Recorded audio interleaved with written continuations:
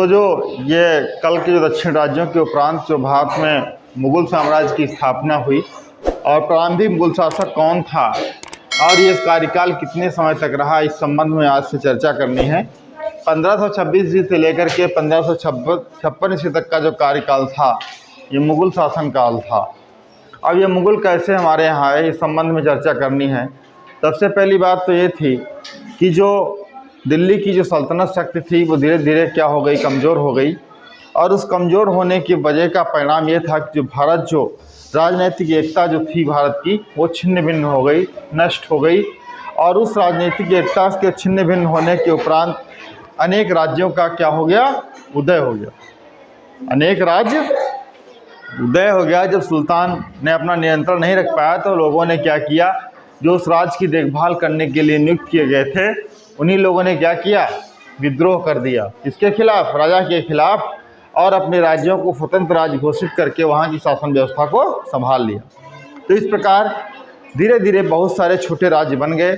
छोटे राज्य बनने की वजह से कोई भी शासक ऐसा नहीं था, कोई भी राज्य एक ऐसा नहीं बन पाया कि देश की रक्षा के लिए इन राज्यों को एकता के सूत्र में बांध। इसी का परिणाम ये हुआ कि राजनीतिक एकता के अभाव का बाबर को फ़ायदा मिला और उसे भारत में आक्रमण करने का एक सुअवसर प्राप्त होता है और यहीं से बाबर का भारत में आक्रमण होता है। ठीक है, जो भारत में बाबर का जो आगमन होता है वो यहीं से होता है। 1526 ईस्वी से लेकर के 1530 ईस्वी तक का जो कार्यकाल था, ये किसका कार्यकाल था, ये बाबर का कार्यकाल। तो बाबर कैसे आया कि बाबर के जो पिता थे वो क्या थे, तैमूर तथा माता चंगेज खा वंश की थी। और वहीं पर एक जगह थी मध्य एशिया में, ठीक है, और इनके जो पिता थे वो कौन थे, उमर शेख मिर्ज़ा थे। कौन थे, ये उमर शेख मिर्ज़ा थे। और मध्य एशिया में एक जगह थी जिसको वर्तमान में उज्बेकिस्तान कहते हैं, वहाँ की एक छोटी सी रियासत के क्या थे, शासक थे। क्या थे, छोटी सी रियासत थी, उसका नाम क्या था, फरगना था। क्या नाम था, फरगना। किसके शासक थे, फरगना रियासत के वो शासक थे। कौन, उमर शेख मिर्ज़ा। ये कौन थे, ये बाबर के पिता थे। कौन थे, बाबर के पिता थे। और ये जो है यहाँ फरगना की छोटी सी रियासत के शासक थे। और फरगना ये एक अफ़गानिस्तान के आसपास का जो है एक ही क्षेत्र है, उज्बेकिस्तान के आसपास का, मध्य एशिया के। वहाँ पर क्या है, वहाँ की क्लाइमेट जो है, जलवायु जो है वो फलों और बगीचों के लिए उत्तम मानी जाती है।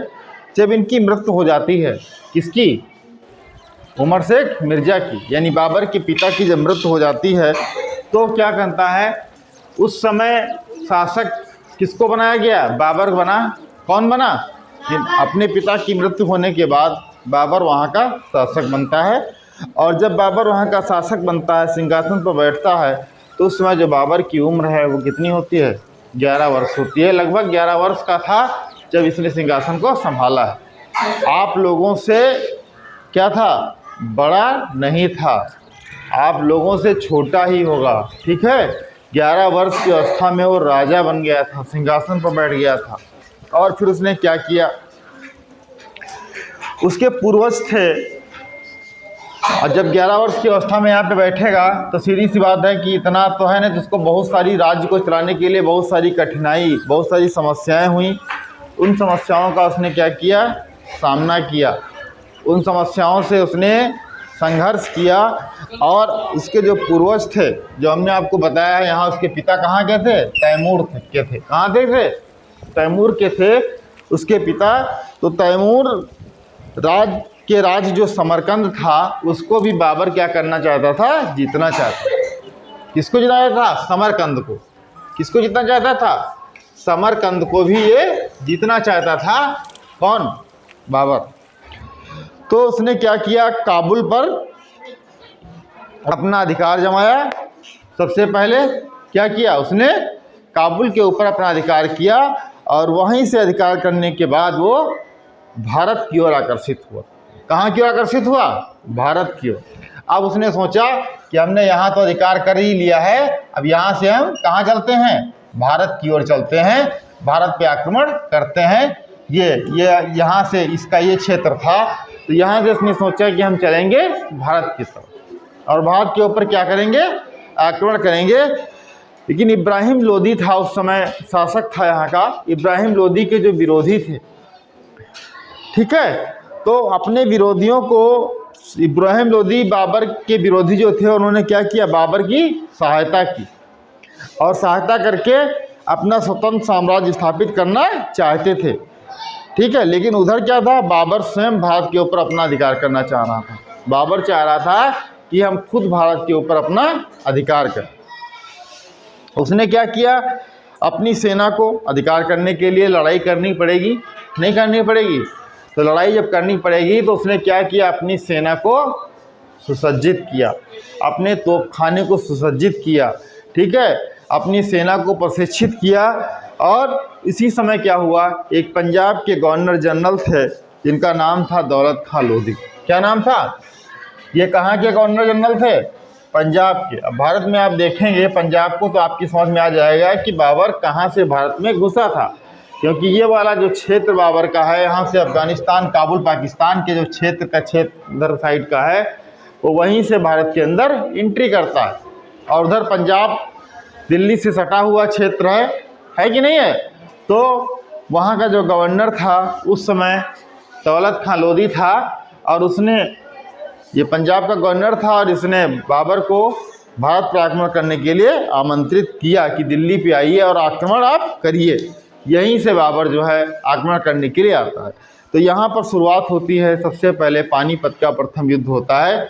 और ये पानीपत का प्रथम युद्ध जो होता है ये 1526 ईस्वी में होता है, और ये बाबर और इब्राहिम लोदी के साथ होता है। अब यहाँ क्या था भाई, अपने ही लोग क्या करते हैं, कहीं न कहीं पे जिम्मेदार होते हैं। तो इस देश में जो ये मुग़ल आए, तो इनके आने का रीज़न कौन था, हमारे देश के ही शासक थे जिन्होंने इनको यहाँ पे बुला लिया, ठीक है। अगर ये उस समय पंजाब का गवर्नर ये न बुलाता, अगर दौलत खां लोधी, ठीक है, या ये सब यूनाइटेड होते, सब संगठित होते, एक साथ रहते, आपस में तो लड़ते, लेकिन बाहर की विदेशी आक्रांताओं से अपने आप को रोक सकते थे, तो इन्होंने क्या किया, तो ये क्या करते, ये जो है यहाँ पे भारत के ऊपर इस बाबर का शासन नहीं हो पाता, मुग़ल काल नहीं हो पाता। तो इसने क्या किया कि जब इसको बुला लिया आक्रमण करने के लिए, तो 1526 ईस्वी में पानीपत का युद्ध होता है। ये पानीपत का प्रथम युद्ध कहते हैं इसको। और इस युद्ध में क्या होता है कि ये पानीपत के मैदान में इब्राहिम लोदी और बाबर के बीच युद्ध होता है। बाबर के पास जो तोपखाने थे वो आधुनिक थे, उस तरीके के तोपखाने भारत में नहीं थे, ठीक है। और इनके पास, इब्राहिम लोदी के पास ऐसे तोपखाने उपलब्ध नहीं थे। दूसरी चीज़ ये थी कि जो तोप के साथ साथ और क्या था, इनके पास जो सैनिक थे, बाबर के पास सेना तो कम थी, लेकिन उसको, बाबर के पास जितनी भी सेना थी वो प्रशिक्षित सेना थी, अच्छी सेना थी। उसको युद्ध कला का कौशल था, युद्ध कला का ज्ञान था कि युद्ध कैसे कर सकते हैं, युद्ध में कैसे लड़ा जा सकता है, ये जानकारी किसको थी, बोलो, बाबर को थी। बाबर को बहुत से युद्ध लड़ने का अनुभव प्राप्त था। उसने अनुभव के आधार पर अपनी बड़ी कुशलता के साथ अपनी सेना का संचालन करता है, अपनी सेना का प्रतिनिधित्व करता है, और वहाँ पर क्या होता है, जीत जाता है। कौन जीत जाता है, बाबर विजयी हो जाता है। इब्राहिम लोदी क्या होता है, युद्ध में मारा जाता है। क्या होता है, ये यहाँ पे क्या हो गया, मर गया, इसका काम खत्म हो गया, और बाबर यहाँ पर युद्ध में क्या हो गया, जीत गया। जब बाबर युद्ध में जीत जाता है, क्या होता है, बाबर युद्ध में जीत जाता है, तो ये क्या करता है, यहीं से लोदी वंश का नाश हो जाता है। क्या होता है, लोदी वंश समाप्त हो जाता है। क्या हो जाता है, लोदी वंश समाप्त हो जाता है यहीं से, और यहीं से जो है भारत में मुग़ल वंश की स्थापना होती है। तो ये आपको इतना इसमें स्पष्ट हमने बता दिया है कि किस तरीके से भारत के अंदर मुग़लों का आगमन होता है, और उनको भारत में लाने के लिए किसने युद्ध करने के लिए कौन इनको यहाँ पर आमंत्रित करता है, किसकी वजह से भारत आते हैं, और कैसे कहाँ पर युद्ध करते हैं, युद्ध करने के उपरांत कैसे इब्राहिम लोदी की मृत्यु होती है, और मृत्यु होने के बाद फिर ये क्या होता है, बाबर वहाँ का शासक बन जाता है और बाद में मुगल वंश की नींव पड़ जाती है। अब बाबर और राजपूत चित्तौड़ के एक राजा थे, इनका नाम था संग्राम। क्या नाम था? संग्राम सिंह राजा थे। वो बाबर के सबसे शक्तिशाली शत्रु थे। उनका नाम क्या था? संग्राम सिंह था। ये राणा सांगा के नाम से प्रसिद्ध थे। इन संग्राम सिंह को किस नाम से जानते थे? राणा सांगा के भी नाम से जाना जाता था। तो किसको? संग्राम सिंह को। कपिल ध्यान से सुनिएगा, ये किस नाम जानते थे इनको? राणा सांगा के नाम से भी जानते थे। जिनका नाम क्या था? संग्राम सिंह था। और ये बाबर के विरोधी थे। तो बाबर के विरोधी होने की वजह से इन्होंने स्वयं राणा सांगा के बारे में किसने लिखा है? बाबर ने स्वयं लिखा है कि राणा सांगा को जो है अपनी बल के, क्योंकि बहुत ही वीर योद्धा थे वो, तो उसकी प्रशंसा किया है कि भारत में उच्च स्थान प्राप्त किया था। उसके बाद खानवा का युद्ध होता है। इसको साफ कर सकते हैं यहाँ से, है ना? अगला युद्ध जो होता है वो काहे का युद्ध होता है? खानवा का युद्ध होता है। पानीपत का प्रथम युद्ध तो पता चल गया ना। आप कोई क्वेश्चन आपसे पूछता है कि पानीपत का प्रथम युद्ध कब हुआ है, तो उसको आप क्या कर सकते हो? बता सकते हो। अब अगर यहाँ पे बात करते हैं, पानीपत का युद्ध हो गया, उसके बाद होता है खानवा का। काहे का युद्ध होता है? खानवा का युद्ध होता है। और ये खानवा का युद्ध जो है ये हमारा 1527 ईस्वी में होता है। राणा सांगा और बाबर के मध्य होता है। किसके मध्य होता है? 1527 ईस्वी में होता है। कब होता है? ये क्वेश्चन आपसे पूछे जाएंगे आपकी परीक्षा में भी कि ये युद्ध जो होता है ये किसके पास होता है? राणा सांगा और किसके साथ? बाबर के साथ होता है। अब ये राणा सांगा है, इसी को हम क्या कह रहे हैं? संग्राम सिंह भी कहते हैं। क्या कहते हैं? संग्राम सिंह भी कहते हैं। और ये बाबर का सबसे शक्तिशाली शत्रु थे राणा सांगा। क्या थे? सबसे शक्तिशाली शत्रु थे। किसके थे? बाबर के। तो इनके बीच में भी जब ये बाबर भारत पहुंचता है तो राणा सांगा क्या करते हैं? इनके साथ युद्ध करते हैं, बाबर के साथ। और युद्ध में बाबर जीत जाता है। कौन जीतता है? बाबर को यहाँ भी जीत मिलती है। बाबर जीतता है, ठीक है? यहाँ भी बाबर जीत जा रहा है। तो जब बाबर जीत जाता है तो युद्ध के परिणाम स्वरूप क्या हुआ कि जो राजपूतों की जो शक्ति थी, जो प्रतिष्ठा थी, उसका प्रभाव क्या हो गया? समाप्त हो गया। युद्ध के उपरांत जो भारत के अंदर राजपूतों ने अपना कायम कर रखा था, उनका जो है पूरा प्रभाव समाप्त हो गया। और मुगल वंश की जो नींव थी वो और मजबूत हो गई। मुगल काफ़ी शक्तिशाली हो गए। और राजपूत का दिल्ली पर अधिकार करने का जो सपना था, ये राजपूत सोच रहे थे। ये क्या थे? ये राजपूत थे और ये सोचते थे कि हम दिल्ली के ऊपर अपना अधिकार करेंगे। ये इनका सपना वहीं से समाप्त हो। इसके बाद एक चंदेरी के शासक थे। कहाँ के शासक थे? चंदेरी के शासक थे। कहाँ के शासक थे? चंदेरी के शासक थे। उनका नाम था मेदिनी राय। क्या नाम था? इसको हम क्या बोलते हैं? ये तो खानवा का युद्ध हो गया। इसी तरीके से एक युद्ध और होता है जिसको हम बोलते हैं चंदेरी का युद्ध। क्या बोलते हैं? क्या बोलते हैं? चंदेरी का युद्ध।